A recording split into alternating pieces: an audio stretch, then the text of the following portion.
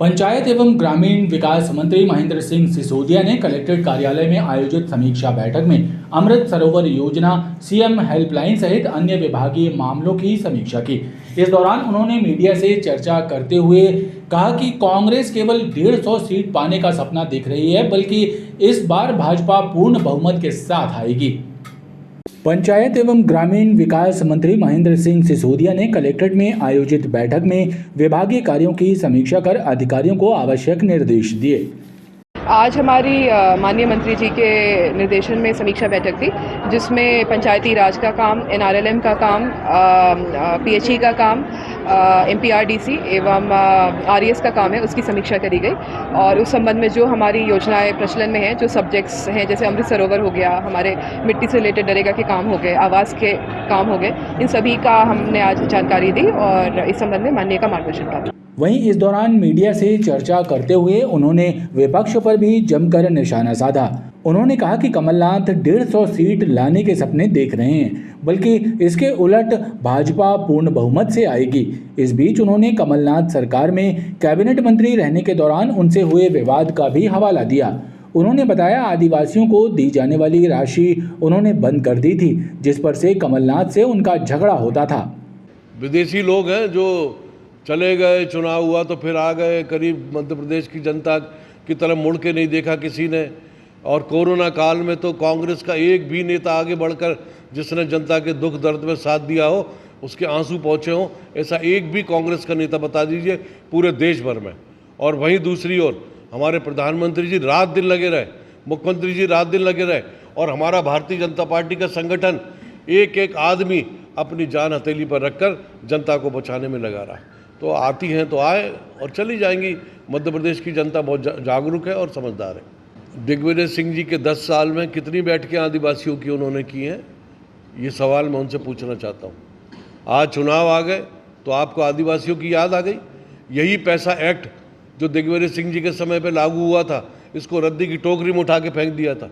तब जाके अब जाके शिवराज सिंह जी की सरकार ने वो आदिवासियों के लिए, उनके कल्याण के लिए पैसा एक्ट लागू किया। तब दिग्विजय सिंह जी को आदिवासियों की याद नहीं आई।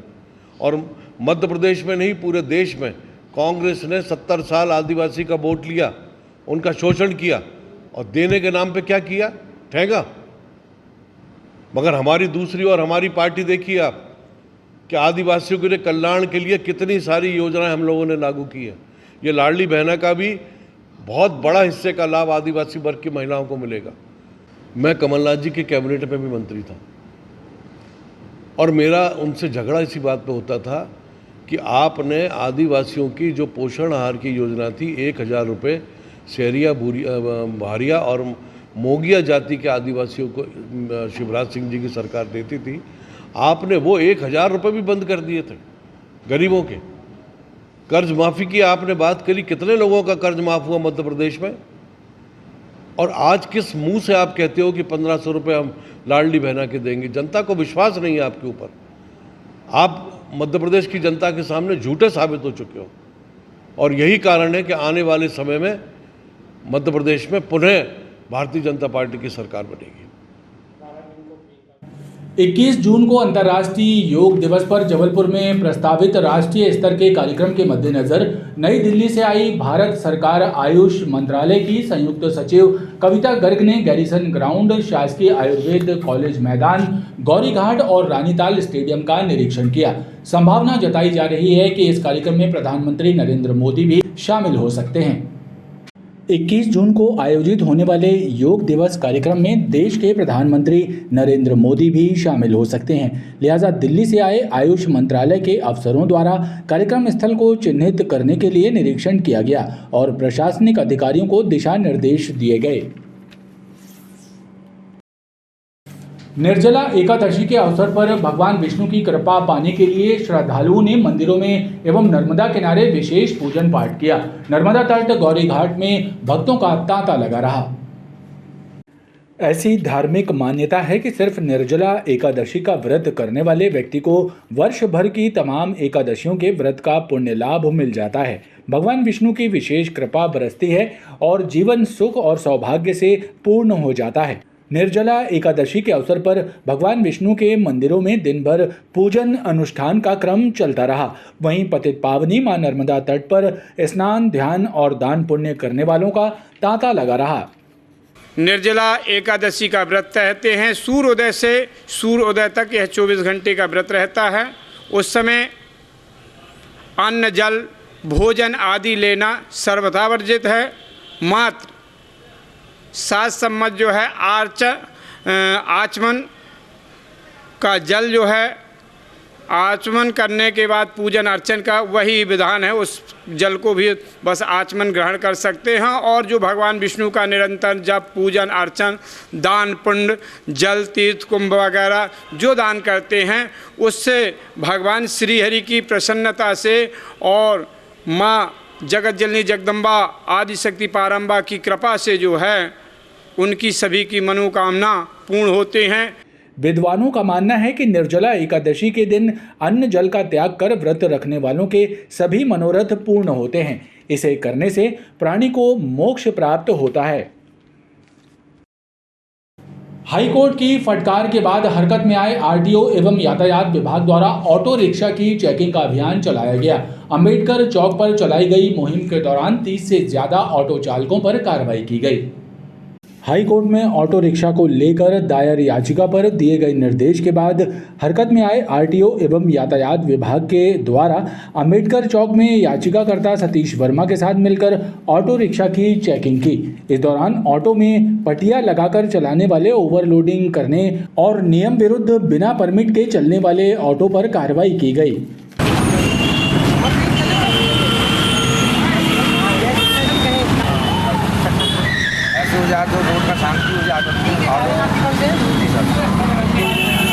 माननीय उच्च न्यायालय के आदेश के अनुसार ऑटो रिक्शा की चेकिंग की जा रही है और इसमें WP 8/13 कई वर्षों से लंबित है और निरंतर हम लोग चेकिंग का कार्य कर रहे हैं। इसमें याचिकाकर्ता श्री सतीश वर्मा भी हमारे साथ में हैं और उनका जो सभी वाहनों के कागजात हमने देखे हैं, कागज परमिट वगैरह पाया गया है, लेकिन कुछ फैब्रिकेशन इन लोगों ने कर रखा है। जैसे कि सीट, आगे की सीट बड़ी कर रखी है, इसको टेढ़ा कर रखा है, मीटर नहीं है। तो ऐसे जो कार्रवाई है इन पर सब पे जो फिटनेस है ना, फिटनेस कैंसिल की जा रही है और इनको दुरुस्तीकरण के बाद ही इनकी फिटनेस जारी की जाएगी। आरटीओ महोदय और पुलिस की संयुक्त कार्रवाई है जिसमें कि चेकिंग की जा रही है, जिसमें कि सभी ऑटो और जो भी वाहन हैं, 4 पहिया वाहन, उनकी फिटनेस और जो एक्चुअल मॉडिफाई करके तो नहीं रखा एक्चुअल बॉडी को उसने, और उसके फिटनेस है कि नहीं, अन्य दस्तावेज हैं कि नहीं, इस बात की चेकिंग की जा रही है। और यात्रियों के जान माल की रक्षा हो सके इसके संबंध में जो भी निर्देश हैं यातायात नियमों के, उनका उल्लंघन तो नहीं हो रहा है। इसकी कार्रवाई आज संयुक्त रूप से की जा रही है। अब तक 20 से 25 ऑटो ऐसे हैं जिन पे कार्रवाई करके थाने पहुंचाया गया। कार्रवाई के दौरान 30 से अधिक ऑटो के चालान काटे गए और कुछ ऑटो जब्त भी किए गए। गांधीग्राम गोसलपुर में रहने वाले एक 46 वर्षीय युवक को कुशनेर में एक मोटरसाइकिल सवार ने टक्कर मार दी। एक्सीडेंट में युवक की मौत हो गई। पुलिस ने लाश का पंचनामा कर उसे पोस्टमार्टम के लिए भेजा है। आरोपी की तलाश की जा रही है। गांधीग्राम गोसलपुर में रहने वाले 46 वर्षीय युवक प्रहलाद पटेल की कुशनेर के पास सड़क हादसे में मौत हो गई। पुलिस के मुताबिक मृतक को एक मोटरसाइकिल सवार ने टक्कर मार दी। टक्कर में युवक के सिर में गहरी चोट लगी और मौके पर ही उसकी मौत हो गई। पुलिस ने लाश का पंचनामा कर उसे पोस्टमार्टम के लिए भेजा है। मृतक प्रहलाद पटेल जबलपुर से वाहन में माल लोड करके ये शहडोल जा रहा था। ये वारसानों का बताना है, उनके घर वालों का। कुशनेर नई बस्ती के पास में गाड़ी खड़े करके ये रोड क्रॉस कर रहा था किसी कारणवश, तम्बाकू गुटखा कुछ लेने जा रहा था। तो उसी दौरान शिहोरा तरफ से एक मोटरसाइकिल वाला आया जिससे टक्कर मार दिया था, तो जिसके सर में चोट लगी थी, जो दौरान इलाज के मेडिकल अस्पताल में फौत हो गया है। कितनी उम्र थी सर? इसकी उम्र 46 बता रहे हैं। मृतक युवक कहाँ का रहने वाला है, क्या नाम है? मृतक गांधीग्राम थाना गोसलपुर। पुलिस आरोपी की तलाश में जुट गई है। माल गोदाम चौराहे पर तेज रफ्तार कार ने एक्टिवा सवार दिव्यांग युवक को टक्कर मारकर घायल कर दिया। राहगीरों ने घायल युवक को उपचार के लिए जिला चिकित्सालय विक्टोरिया में भर्ती कराया है। पुलिस मामले की जांच कर रही है। माल गोदाम चौराहे पर तेज रफ्तार कार ने एक एक्टिवा सवार दिव्यांग युवक को टक्कर मारकर घायल कर दिया। प्रत्यक्षदर्शियों ने दिव्यांग युवक की मदद करते हुए उसे उपचार के लिए जिला चिकित्सालय भेजा। वहीं मौके पर मौजूद पुलिस ने कार चालक के खिलाफ मामला दर्ज कर जांच पड़ताल शुरू कर दी है। घायल युवक को पैर और हाथ में चोट के निशान हैं। एक विकलांग आदमी जो यहाँ से आ रहा था इंदिरा मार्केट की ओर से, उनको आके उस गाड़ी ने घेर दिया। उस विकलांग व्यक्ति को बहुत अधिक चोटें आई हैं। ये माल गोदाम चौगड्डे का ये हादसा है। एकदम से आया, गाड़ी में ठोक दिया, मुझे बहुत ज़्यादा चोट लगी। कौन सी गाड़ी है? आ जाओ साइड, आ जाओ। किसकी गाड़ी है? मुझे नहीं पता है, ये ड्राइवर बता सकते हैं। अब विकलांग भी हैं आप? एक्सीडेंट के चलते चौराहे पर देर तक मजमा लगा रहा। सुहागी क्षेत्र में तेंदुआ देखे जाने की सूचना मिलने के बाद वन विभाग की टीम मौके पर पहुंची और तेंदुए के साक्ष्य ढूंढने का कार्य शुरू किया, लेकिन उन्हें नाकामी हाथ लगी। वहीं वन विभाग के आला अफसरों का तो ये भी कहना है कि सीसीटीवी फुटेज में भी तेंदुआ स्पष्ट नहीं दिख रहा है। बहरहाल तेंदुए की हलचल की खबर से क्षेत्र में दहशत का माहौल है। सुहागी क्षेत्र में टीआई बंगले के पास परशुराम कॉलोनी में तेंदुए की मूवमेंट के बाद से ही क्षेत्र में दहशत का माहौल है। क्षेत्रीय जनता का कहना है कि सीसीटीवी में भी तेंदुआ देखा गया है और लगातार उसकी आवाजाही क्षेत्र में बनी हुई है और वो जानवरों का भी शिकार कर रहा है। शनिवार के दिन रात 11 बजे के आसपास की बात है। करीब 11:06 पर हमारे घर में सीसीटीवी लगे कैमरे में तेंदुआ कैद हुआ है। साइटिंग करता हुआ वो यहाँ बाजू के प्लॉट से आया और यहाँ विचरण करता हुआ अपने शिकार की खोज में घूमता हुआ थोड़ा देर रुक कर आसपास का माहौल देख के, अपना शिकार देख के, यहाँ उससे जब कुछ नहीं मिला तो इस तरफ से जाते हुए चला गया आगे तरफ। वन विभाग की टीम आ रही है पर कोई ध्यान नहीं दिया जा रहा है। यहाँ पे बच्चे खेलते हैं, तेंदुआ आए दिन घूम रहे हैं, सुबह भी शाम भी। किसी बच्चे को अगर कुछ कर दिया तो वन विभाग सरकार क्या कर रही है, कोई ध्यान ही नहीं देते हैं। दिक्कतें हो रही है, सरकार क्या कर रही है, सब दहशत में है, कोई घर से बाहर नहीं निकल रहा, ना बच्चे खेल पा रहे हैं। हाँ, तो परसों के दिन निकला था तेंदुआ, तो यहाँ से ऐसे निकला है सामने से और ऐसे आया। आज सुबह किसी कारणवश हम लोग कहीं गए थे तो बच्चों ने देखा कि दिन में निकला 9:30-10 बजे करीबन ये सामने से और निकल के इस तरफ गया है। वहीं सूचना मिलने के बाद वन विभाग का अमला भी मौके पर पहुंचा और तेंदुए की तलाश करने, साक्ष्य जुटाने का कार्य शुरू किया, लेकिन उन्हें नाकामी हाथ लगी। बल्कि वन विभाग के अफसरों का कहना तो ये भी है कि सीसीटीवी फुटेज में भी तेंदुआ स्पष्ट नजर नहीं आ रहा है। तेंदुआ की सूचना तो आ रही है 2-3 दिन से, स्टाफ भी सर्च कर रहा है मौके पर, परंतु ऐसा कोई प्रमाण नहीं मिल रहे हैं। ये सुहागी क्षेत्र का बता रहे हैं, शायद टीआई साहब के बंगले के आसपास का लोकेशन है उसका।